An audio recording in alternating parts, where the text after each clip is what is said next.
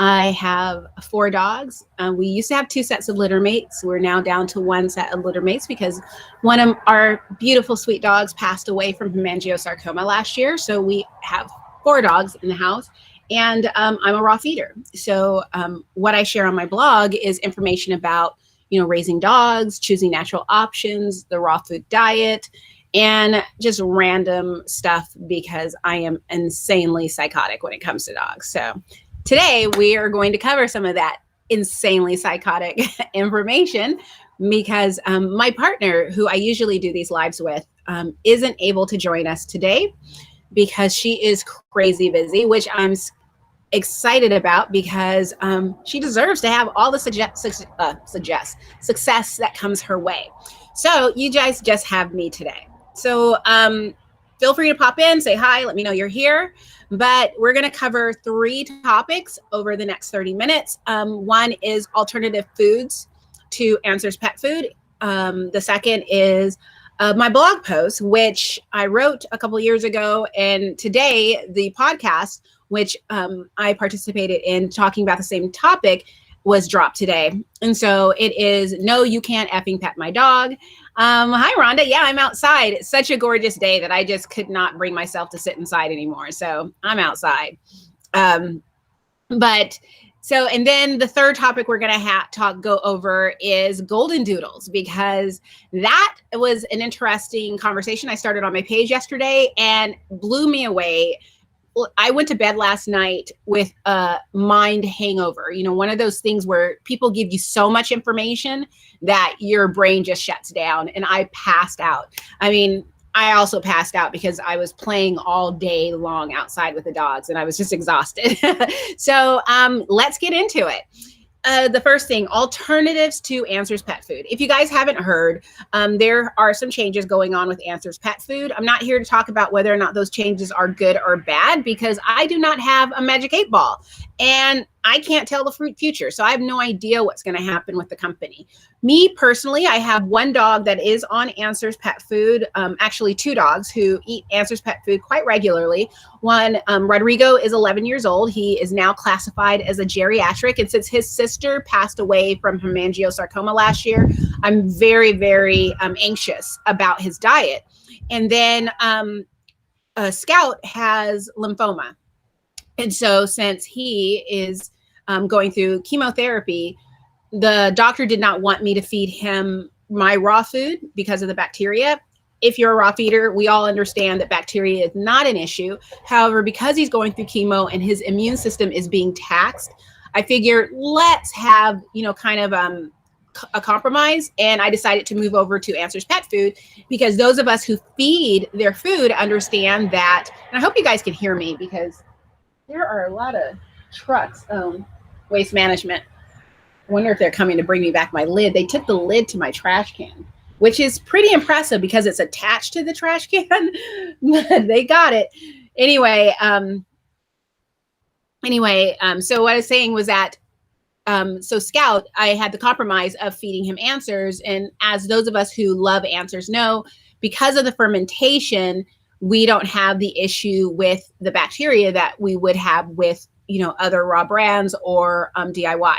So that was just my compromise. I find that it's easier to find some type of middle ground because I want our doctors working for my dogs. I don't want them focused on raw food and how bad it is or anything like that, or even blaming it on anything with my dogs. So we're good. So that's why I feed Answers. I mean, I've always had their fermented fish stock in my house. I love their chicken feet, and I love their kefir. Hey, Scout. I have a dog inside looking at me. But now I'm buying their food as well. So I went out and stocked up, went to all the neighborhood independent pet stores, bought out all the kefir, all the fermented fish stock, all the chicken feet. I was a woman possessed. So if you guys are looking at Answers and you're feeding Answers and you're wondering, oh my gosh, what can I do? What alternatives are out there that are similar to Answers? I'm going to break your hearts and say none. There are no alternatives that are similar to Answers. There's nothing like Answers. They are completely unique. However, that is not, the end of the story for you or your dogs. If you have raw food brands that you really like, give them a call, set up a time to get on the phone with them and go over what your concerns are with your dog's health and how they can use their food and formulate a diet that will help your dog thrive. So there's a lot of companies out there that will do that. Companies that came to mind, I have a blog post about this. So if you go over to keepthetailwagging.com, head over to the blog page, you should find the blog post that goes over the alternatives that I listed. But just off the top of my head, Vibrant Canine down in Southern California, Krista Powell is amazing at working with her customers on formulating a diet using her food. She will even help people find food in their area. Do not inundate her with tons of calls because she does have a company to run. But if you are in Southern California, that is a good option for you. I'll say OC Raw is a good option for you. They are not on my list, but I am going to go inside and correct that and add that to my list today. I really like that brand. I like the variety of foods that they offer. I like the variety of treats that they offer. And I like that they don't bow down to the FDA. I like that they are like, no, we're not playing this game with you. Darwin's Pet Food is a great option. Raw Paws Pet Food is a great option. Raw Feeding Miami is a great option. There's another one. Raw Bistro is another great option. There are a lot of brands out there. I mean, that is a tiny list of things that just popped into my head. A lot of great brands out there that are amazing options if you are looking to switch to a different food. So that's that about Billy. No problem, David. It's like the community is going to love you for buying all the Answers food. Yeah, I'm like insane. I bet you Answers received record sales, over the past couple of weeks because so many people are running out and just buying. It's like toilet paper all over again.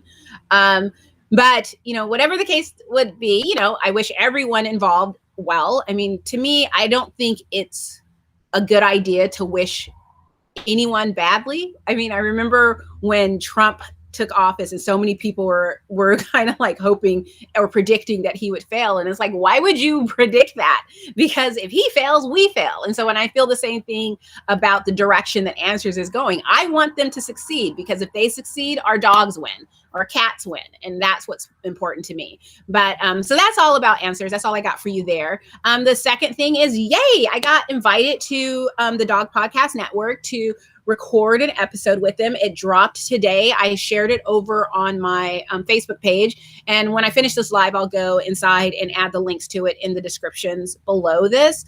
But that was a lot of fun. And basically, it's a blog post that I wrote a couple of years ago after just so much frustration. And it's called No, You Can't Effing Pet My Dog. And it's years of frustration into a blog post, and it never changes. And I share it every year during National Dog Bite Week because it's kind of related. And it's interesting because most people can relate to the blog post, but I always get at least one or two people who don't like the blog post, which is fine. But what's not fine is that they become so aggressive in their dislike of it. I've had people tell me that I hate animals, that I hate dogs, that I'm a horrible person, that I'm a mean person. And let me just explain to you. And Courtney, I don't know how you can be notified of my lives. It's something in Facebook. And for some strange reason, Facebook is just glitchy lately on certain things. And so nothing is really consistent as it should be. If you follow Keep the Tail Wagging, just go over to Keep the Tail Wagging on Facebook, and at the top, check to make sure you're following. And then during that menu, it gives you a like some type of thing where it's like manage your follow suggestions or something. And then you can go in there and click what type of things you want them to notify you about. I think that's how you can do it. Long story short, when I'm walking my dogs, I don't like to be bothered. I don't walk my dogs to, meet other dog people, to have my dogs interact with other dogs. And I know that may sound shocking to some people, but I don't. When I'm walking my dogs, I'm never walking all four anymore. I rarely walk all four, but I'm usually walking 2 or 3 dogs. And I used to walk 4 dogs. And that's when basically this started, was when I was walking 4 dogs. And it was just, it's a lot when I'm walking 4 dogs. People already think that I'm a dog walker because I have so many dogs.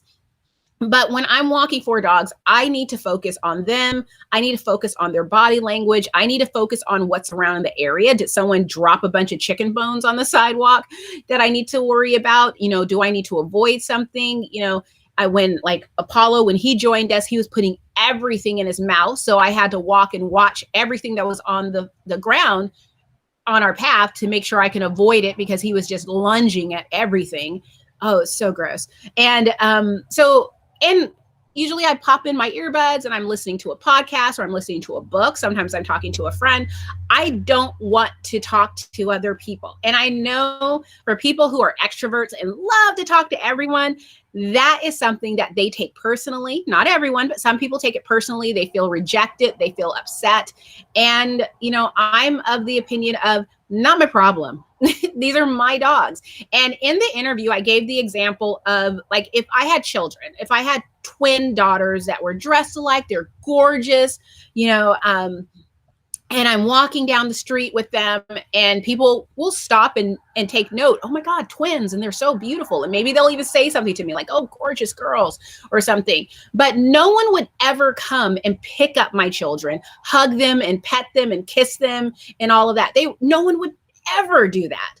But people feel like it's perfectly okay to do that with dogs all the time. And there are plenty of people who are more than happy to allow you to do it.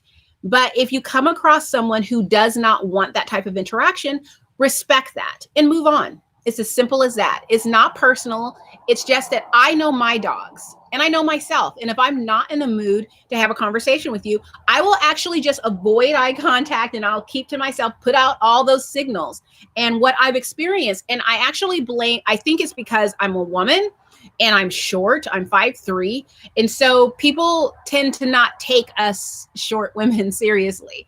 And I've had people with their dogs dragging them towards us to meet us, these big dogs who are strong. And it's like, you do not have control of your dog. There is no way in hell I'm going to allow you to interact with my dogs, because it's gonna go horribly wrong. Also, when I'm out walking my dogs, if someone approaches me with that type of energy, I get stressed out. I get worked up. My dogs sense that, and they're like, oh, that person over there, that's why mommy is getting all worked up. Let us take care of that. You do not want to approach me with 4 dogs who are protecting me, because my energy is stressed out because of you. So when I say, no, thank you, we're training today. No, thank you, we're not greeting today. No, thank you, whatever.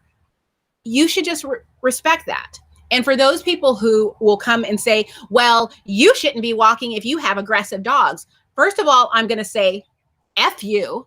And then I'm going to say, I have done everything to respect other people and their enjoyment of, trails and whatever. I walk my dogs early in the morning. I walk my dogs, right at dusk. We have 5 acres. So most of the time, I just don't even leave our property just to respect other people. It's just that I don't think it's a good and healthy for my dogs to only experience our property. They want to smell and see other things. That's all part of socialization. So I do go places. I also have my dogs on leash. I also have my dogs with me. I'm doing everything that I have to do. For people who want to come soon and ask, hey, have you heard of the Yellow Dog Project? I want you to go out today and survey 100 people and ask them if they know what a yellow leash means. And I will be surprised if you meet one person who understands. Maybe I should make that 3 people. Most people don't know what a yellow leash is. And when someone is so focused on meeting you and having their dogs interact with you, they aren't paying attention to the color of your leash. They're looking at you and your dog, and we're going to have a conversation. We're going to have fun. And it's very stressful. I mean, I have had so many uncomfortable interactions with people because I keep my dogs off to the side. If someone is taking up a trail, the trail is very small. I will go off the trail, off to the side, wait for them to pass, and then I'll go back on the trail and keep walking. And I've actually had people curse me out for doing this, for not allowing their kids or their dogs or them to interact with my dogs. I mean, it's just frustrating. I'm just going to put that out there. As you can see, it's like my hot button. And I know that there are people out there that feel like they have a right, and they want to be. I actually had someone tell me I have a right to pet your dog. They did this on social media. I think if someone had said this to my face, I'd be asking for bail money. But people get really aggressive about it. And the thing about it is, please keep in mind, these are my dogs. I'm the one that's raising them. I know them. I know what they can and cannot do. I know how their day has been. I know what we're doing. So I know my dogs. There are so many things that I don't know about you or your dogs. And that is why I have to protect my dogs. And ultimately, if something goes wrong, I'm going to be in trouble. I've actually had people threaten to sue me, call the police on me, because they aggressively sent their dog towards me because my dog is friendly. He just wants to say hi. And Rodrigo, who is not always, he's very dog selective. All my dogs are. And he was not in the mood. And this dog came right up into his face and started sniffing around his face. Rodrigo wasn't having it. And he shut that down. And I had another person threaten to sue me because a dog attacked Sydney. Rodrigo came in and he shut that down. And the dog wasn't injured, but Rodrigo doesn't play. And people get angry and then they want to sue you. And those type of situations are, nah, you ain't coming near me or my dogs, because I am not going to have to deal with you threatening me and calling me I mean, it's ridiculous. So if you are one of those people that gets all bent out of shape because someone does not want to interact with you and your dogs, get over yourself. It's not about you. People are trying to keep their dogs safe. They're trying to keep their peace of mind. They're just trying to enjoy their day. And for those of us who are introverts, I don't really want to talk to people all the time. I actually really, really love taking long walks with my dogs and just listening to a podcast or listening to a book. I just love that. And when I get interrupted, I kind of get agitated because, I'm putting all the signals out there, avoiding eye contact. I got earbuds in. I'm crossing the street. I don't want to be around you. So please just respect that and move on. There are millions of dogs for you to love and pet. You just can't love and pet mine.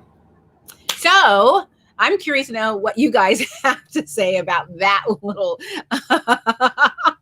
I see a lot. Thank you guys for all the people who understand this and relate to it, because I love it. I love it because I get so many people who, I had a woman harass me for 2 days the first year that I published this blog post because she was so angry that I would not. And she doesn't even live here. This is all on social media, but she's so angry that she could possibly somehow come across me someday and I would tell her no, she couldn't pet my dog. And what a horrible person I am for that. Whatever. Hi there. What is a yellow leash? There's a thing called the Yellow Leash Project. And the whole idea is that if you have a yellow leash, it's to let people know, sort of like caution, like this dog is reactive, or this dog is in training, or this dog is, very dog selective or fearful and has anxiety, all these things. It's supposed to just be a sign to all of us to keep a distance. I have found that the best sign to let people know to keep a distance is your voice. Because, we've all seen videos. Have you guys seen the video of the woman at the mall that's throwing a little tantrum because her little girl wanted to pet a service dog and the owner was like, no, my dog is working. And so she threw it went viral, and you can find it on YouTube. It's hilarious. But that is the type of situation that people are dealing with. That dog had service dog on his harness, and she still wanted her daughter to pet the dog and then still threw a tantrum when the woman was like, no, he's working. The woman wasn't rude. She just said no. And the other person didn't like being told no. So a person like that is not going to respect a yellow leash. They don't care. So it cracks me up when people say, you should have a yellow leash. No, I have my voice, and my voice says no. And when I say no, people should respect that.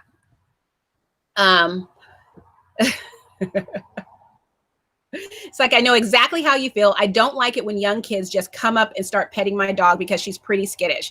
This is scary to me because my dogs are not kid socialized. I don't have children. I have a stepson, but my stepson was gosh, how old was he? I think he was 11. No, he was 10 when I met him, when his father and I started dating, and he is grown now. I think he's 24 now. So my dogs, he was with us when we went and got puppies. And so my dogs grew up with this kid that turned into a teenager and then moved off to college. And same thing with my my partner's niece and nephew. They were young. They were like older kids, I should say, but they weren't little kids. My own nieces and nephews, my brother's children, they're in Arizona. So my dogs have never met them, but my dogs have never engaged with children.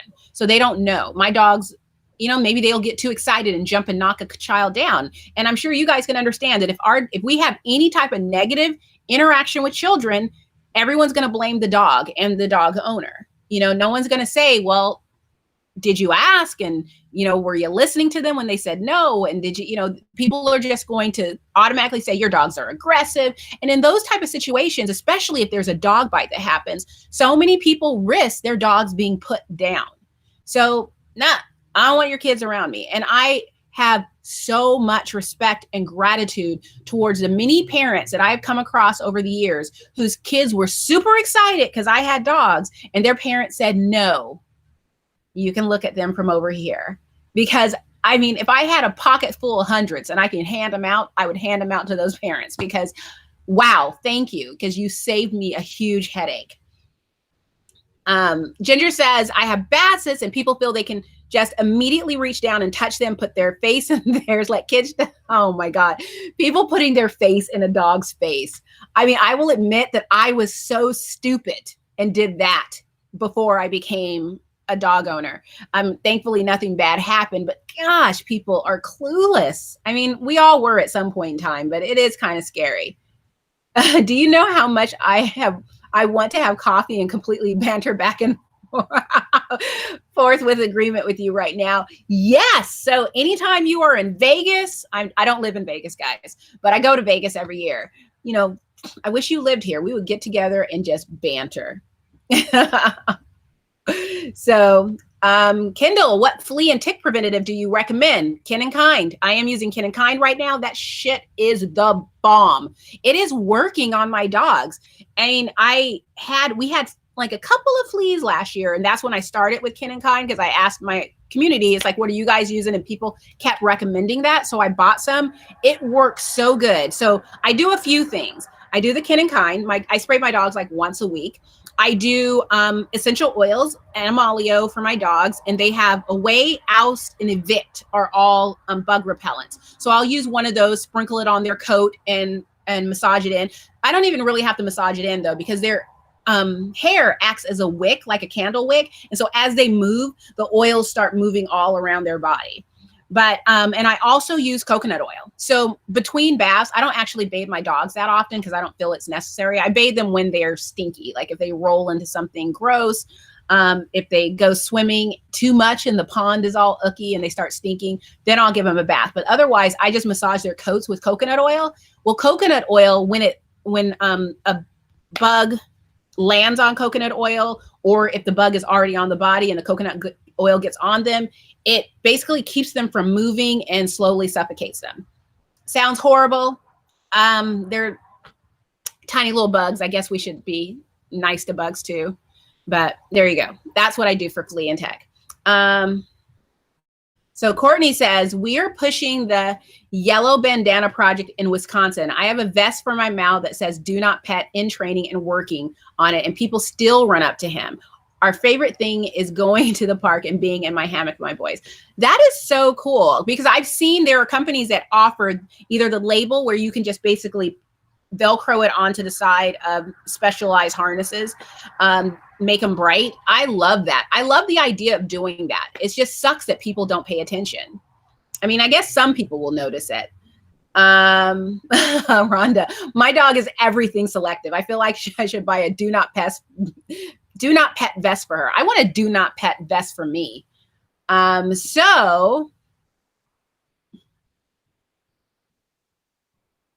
Okay, so thank you guys for jumping on. I really appreciate all these awesome comments. So now let's talk about the last thing, and that is Goldendoodles and Labradoodles and Maldoodles and what other doodles are Bernedoodles. There is a doodle craze that has been going on for quite some time. And I love, love, love doodles. I love Goldendoodles and I love Labradoodles, but I love Goldendoodles the most. A really good friend of mine, she has two gorgeous white Goldendoodles who are therapy dogs, and she manages a therapy program at a local hospital. And these dogs are just amazing. So imagine my surprise when I realized that not only are there lots of people who think that Goldendoodles are and other doodles are neurotic, poorly behaved, bad dogs, and you should never get them. But there's a lot that goes into having a doodle. And this part wasn't so surprising. There's very harsh criticism to people who breed doodles. And I understand it. So I started a conversation based on an article written by Dr. Dodds. And I found I have to tell you, when it comes to certain topics, I really think hard about whether or not I want to broach them on my page, because people can be so freaking nasty on social media. It's like people get in front of their computer screen and they see like a triggering topic and they're like, all right, let's do this. And then they start firing off the most heinous things. So let me give you an example. A couple years ago, 2019, we brought home a new dog. His name is Apollo. If you follow me, then you know who Apollo is. Apollo was a rehome. A family member purchased him from a breeder, and he is a Goberian, which is a golden retriever Siberian husky mix. My theory is that because of Game of Thrones, everybody wanted a husky. Well, not everyone can manage a husky. It's not a dog for everyone. And so maybe someone thought, I know, we'll mix a husky, which is kind of a tough breed for some people, with a golden retriever who everyone loves. And that way people can have their husky from Game of Thrones, their direwolf. Well, he does not look like a direwolf. He does not act like a direwolf. But he is the sweetest dog on the planet. I get questions all the time about whether or not he's more husky or if he's more golden. And my answer is, what day is today? I mean, he's everything. He is husky and golden. He is two dogs in one. And there is no way to predict, in my opinion, how a cross is going to act and what traits are going to follow and what's going to be, and, even all the different puppies in a litter, you don't know what you're going to get. I'm sure, obviously, professionals, and I've been told that, you shouldn't say professional breeder. Y'all, I'm going to tell you right now, all these rules about language when it comes to breeding, stop it. And the reason why is because for those of us who are not breeders and are never going to be breeders, we can't keep up with all these rules about the different things that we can say and not say. I mean, it used to be that it was okay to say backyard breeders, and then backyard breeders became offensive. And now it's okay to say it again, and it's not offensive. It was okay to say, I was told, don't say backyard breeder, say hobby breeder instead. And last night I was told, don't say professional breeder, because breeders aren't allowed to make money. You need to say, I don't know what they told me to say instead. And I give up. I'm going to use the words that I'm using. If you got a problem with it, that's your problem. You can deal with it in your house. I'm going to deal with this in my house. So in my house, we say professional. So when it comes to professional breeders, there is a back and forth about whether or not it's okay to cross breeds, and this makes sense to me. It seems like you would want to have a really good reason other than people think the puppies are cute to cross two breeds. Because the idea that you can tone down behavior or maybe character traits in one breed by mixing it with another breed doesn't ring true for me. I don't see how you can guarantee that that's what you're doing, because you can breed, like, I don't know, a Malinois. They're now breeding Malinois with poodles. I mean, a Malinois is a guard dog. A poodle is a watchdog. It's sort of like, do you really want to put that energy together in one dog? And then what are you actually trying to accomplish? Are you trying to like make a Malinois instead of a guard dog. You're trying to create it into a little cute dog. I don't get it. So to me, it seems like if you're going to do a cross intentionally, there should be some reasoning behind it. The other thing about the Goldendoodles that I learned is that this part I can't get my head around. But when you breed a Goldendoodle, you're taking a golden retriever and a poodle and you're breeding them. And I think it's called an F1. And then the next breed, like if you're going to do another litter, you should, I guess, breed the golden retriever and the poodle together. But when that golden retriever and poodle passes on, because if you're not continuing the line of the golden retriever or that individual golden retriever, continue the line of that individual poodle, then you're going to run out of DNA to create new puppies, right? Because what are you going to do then? Do you now breed a Goldendoodle to a Goldendoodle, or do you breed I don't know. I'm not a breeder. So it's complicated and I get it. I can understand why people have a problem with it. I do not believe that all breeders are in it for the money.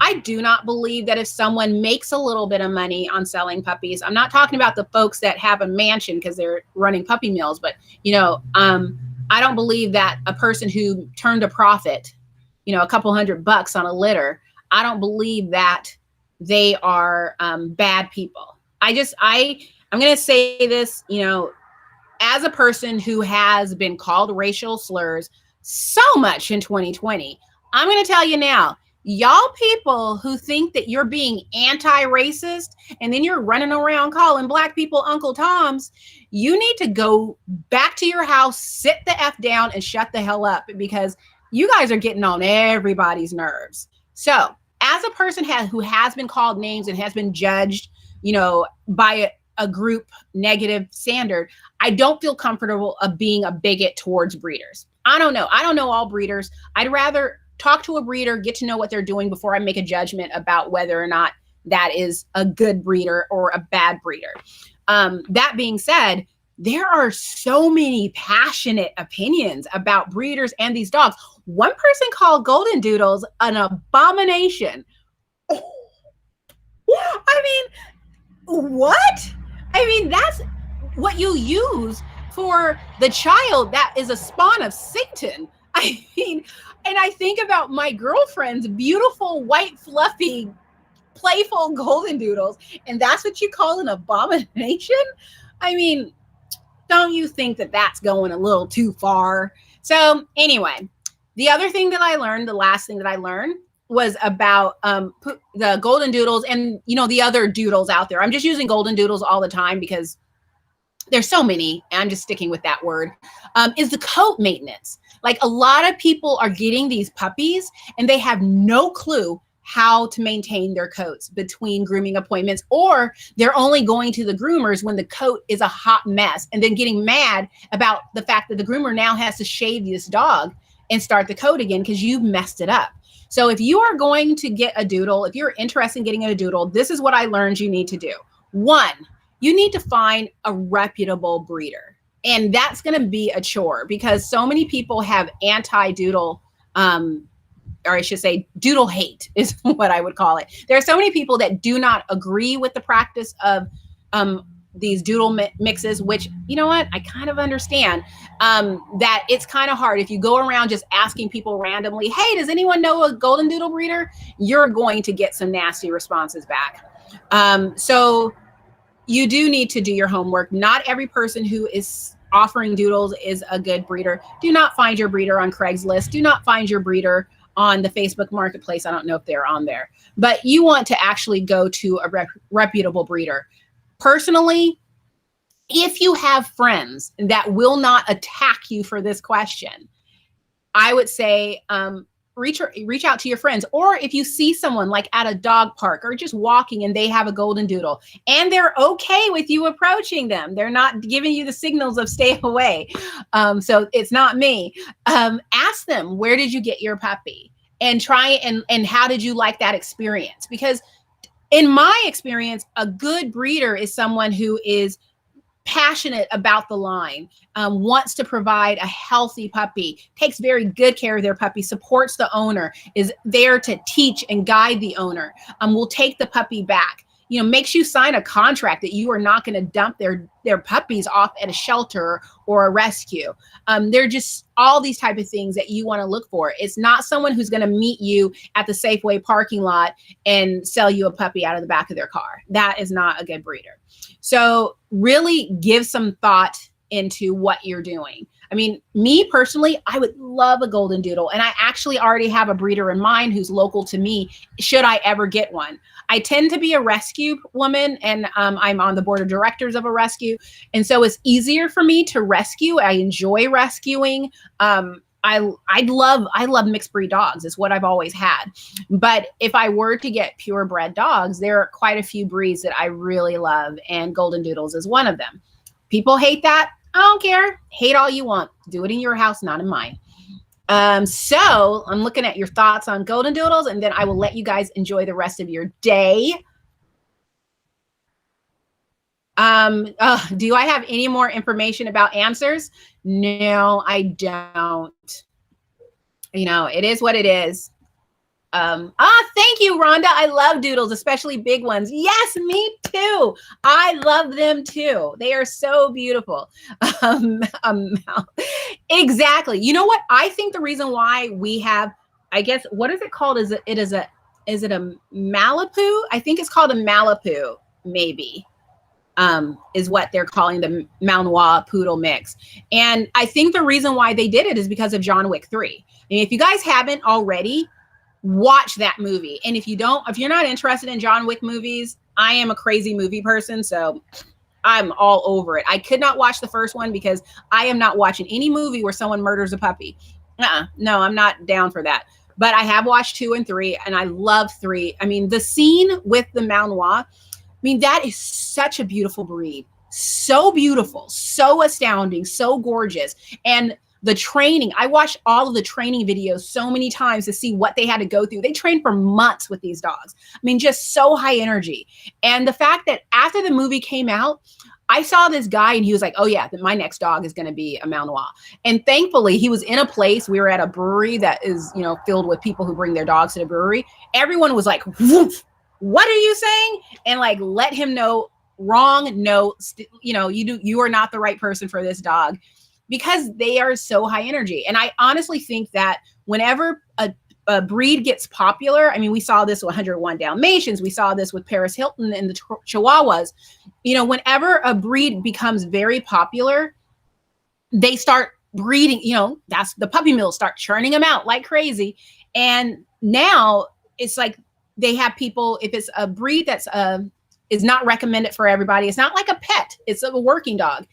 People are getting this idea that if we mix it with a poodle, it's now a pet. And it's like, DNA doesn't work that way. It doesn't work that way at all. So, but ultimately, I do agree that the reason why we're constantly seeing these new renditions on a doodle is because of supply and demand. People are making money off of it because people will buy these puppies. And unless people are educated as to what you will get with these puppies, people aren't going to stop. And I'm not saying that the puppies shouldn't exist. I'm just saying that there needs to be more education so that people can make more, educated choices when they're looking for a puppy. And maybe if people are starting to make better informed choices, they take away the demand. And then we won't see these puppies being bred. So my 16-week-old pure golden retriever puppy thinks he's a husky mix, loves to howl, makes lots of funny vocals.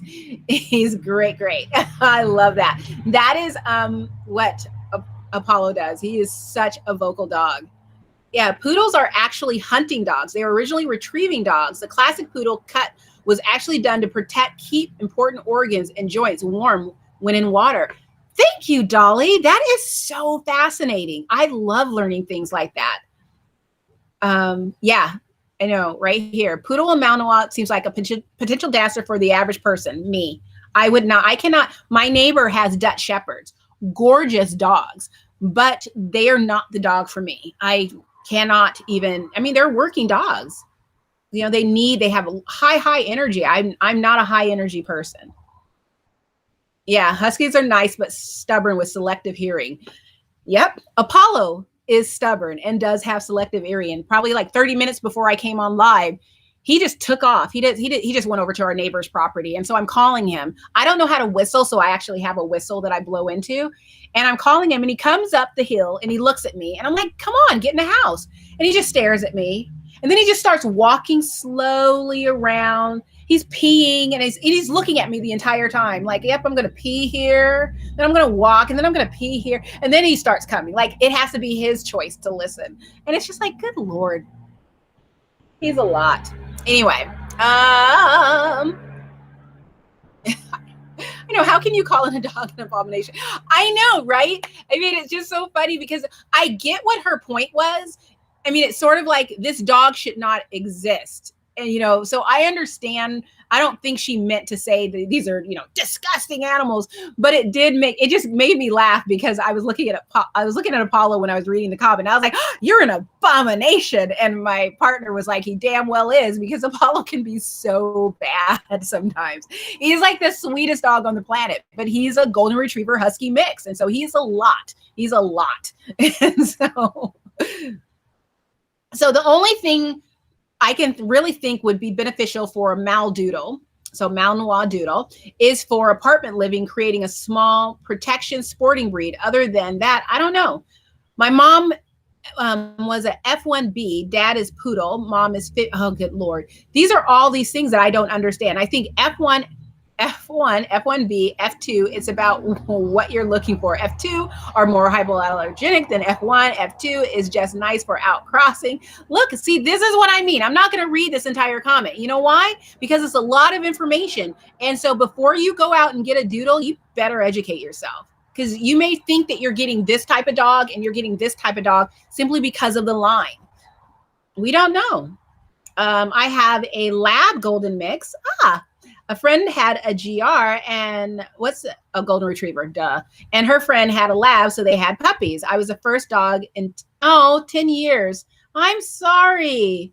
She's the best dog ever. Neighbor has a Goldendoodle, and he is very aggressive. Not sure it's his fault, though. Maybe the owner's fault. So many dog behaviors are due to actions of their owners. So very true. And so I'm going to wrap this up by saying, the last thing, you know, a lot of people were talking about the aggressive behavior of golden retrievers, and that kind of didn't sit well with me because, you know, not long ago, people were talking about the aggressive behaviors in like bully breeds. So it's just sort of like, you know, we use these terms and without qualifying them the way Dana did here, where, you know, we're just calling a breed aggressive. And, you know, over time, that does so much damage to these dogs. And, you know, ultimately, these dogs are innocent. It's the humans that F everything up. The dogs are innocent. So I don't like the idea of labeling a breed as aggressive. I love how Dana says that this is, you know, could be due. Oh, no, actually, it was, I'm sorry. Yeah, it was Dana. You know, and you know, Green Eye says, my assessment of doodles from knowing many sweet, smart dogs, but very, very excitable, active, became very obvious when I used to go to dog park, a theme, and several owners were having trouble with behavior. And so that just really resonates so much with me, because when you have a dog that has that high energy, that's easily excitable, and if you can't contain that through training and through tons of exercise and, you know, proper diet, because if you have a dog, you have all of that and you have them on a high carb, sugary diet, you know, that's going to be problematic. But we'll see this with so many breeds. And again, it goes back to understanding what you're doing, who you're working with, all of that. So that is all I have to say. I think that, you know, this is a great world, and I love my dogs. And I really do want a Goldendoodle, but I know that I won't get one anytime soon because somebody, you know, told me that I cannot have another dog for quite some time because 4 dogs is too many for most households. I disagree, but we got to compromise. So no dogs for me. Thank you guys for tuning in. I so appreciate all the great comments, and I look forward to seeing you guys next week. Have a great, great week.